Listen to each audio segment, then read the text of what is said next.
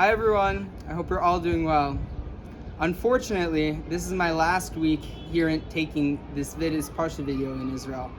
I'm going back next Tuesday night, and I'm really sad to be leaving Israel, but happy to be going back to America. I hope you all really enjoyed all my videos every week here from Aisha Torah, from around the country, and hopefully I'll keep them going. I think they're very valuable, and thank you all for watching. So, this week's Parsha here in Israel is Parshat Nasso.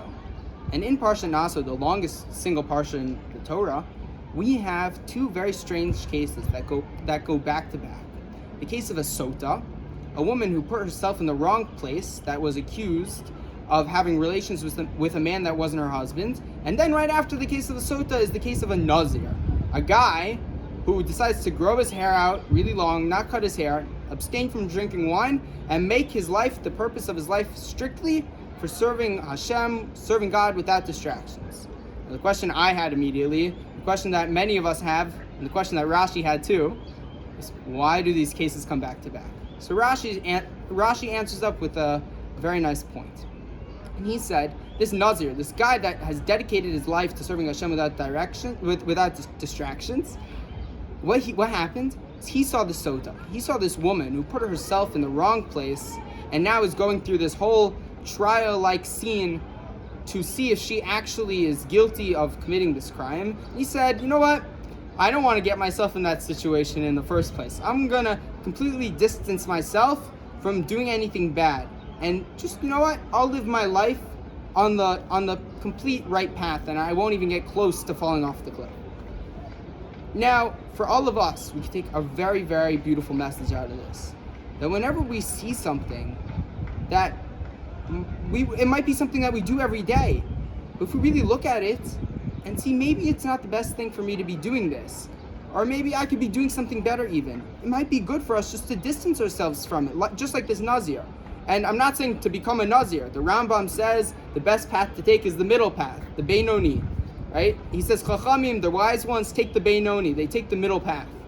And just to distance ourselves from the bad, I'm not saying to go all the way to the level of a Nazir, but that's also great. And that is what each and every one of us should do.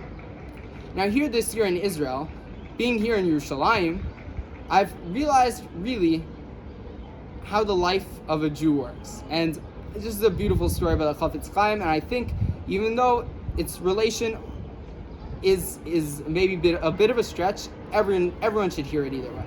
So the Chafetz Chaim tells a story that there once was a man who had a dream, and he dreamed of this island, and the sand on this island was made of rubies. And he's like, wow, this is unbelievable. He wakes up in the morning, tells his wife is like, oh, cool. Oh, okay, whatever. Next night, he has the same dream. He wakes up in the morning, tells his wife, I had this dream again. She goes, oh, it might have just been something that, it might have been something in your daily life that you're just correlating to your dream. Very cool. Okay, the third night comes around and he has the same dream. But in this time, he not only has the dream, he gets the directions how to go to this island and how he has to get there. And he wakes up in the morning, he's like to his wife, I have to go. We're going to become rich. She's like, okay, let's go. You should go. So he goes. He asks the rabbi for permission and then he goes. Now he uses all of his money to go. He buys a boat, he buys another boat, a taxi, whatever. He gets to the island. And as he's approaching this island, he sees on the horizon this glimmer coming from the sand. And no, he's not delusional. He gets to the island, there are actually rubies everywhere. He gets off the boat, stuffs his pockets full of these rubies. It's amazing. He's like, I'm rich. And he goes to a local pub, kicks back with a beer, buys everything on the menu, steak, filet mignon, whatever you could think of. And then when he's done, he takes this huge $1 million ruby and plops it down on the register and says, here, keep the change.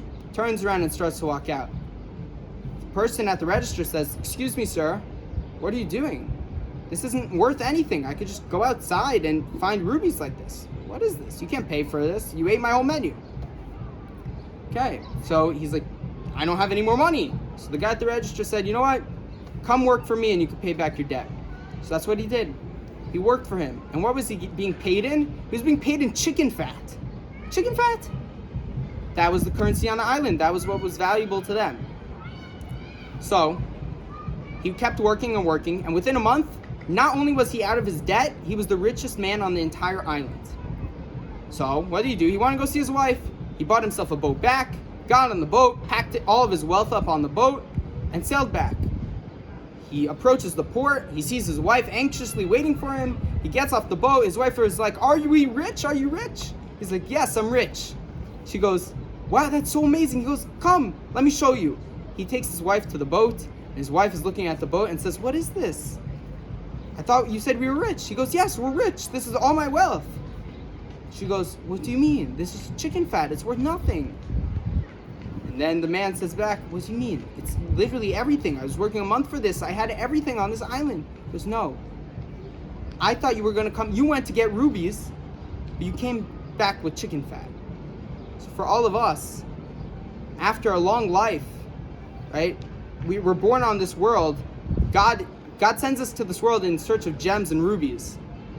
And we're so excited in the beginning. We see a tree. We're so excited about this world to find all these gems, all these rubies. But as life goes on, we start working, we start making money, we start chasing paper.